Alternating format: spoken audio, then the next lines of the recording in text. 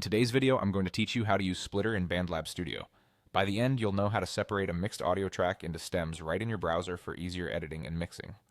Start by going to bandlab.com.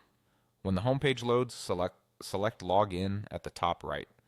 On the sign-in screen, choose the Google option if that's your preferred method. Click the Google button, pick the account you want to use, and then choose Continue to grant access. If you sign in with a different method, that's fine too. The process inside BandLab Studio will be the same. Once you're signed in, head to your library. This is where all your projects are organized. Open the project that contains the audio you want to separate.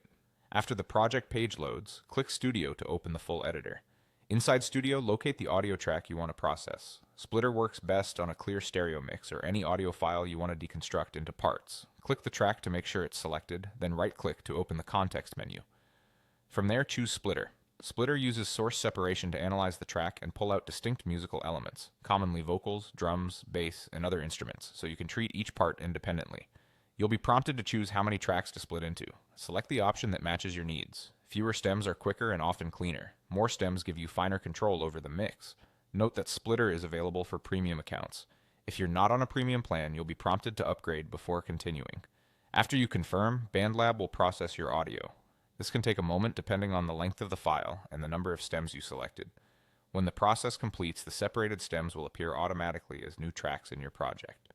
If you're not immediately hearing the separation, solo or mute individual stems to confirm what Splitter created and how it divided your mix. A few useful tips while you work. Use the cleanest version of your audio to improve accuracy, avoid clipping on the original track, and keep your project organized by naming stems clearly. Minor artifacts can occur with dense or heavily processed mixes. Gentle EQ, gating, or fades can help tidy those up.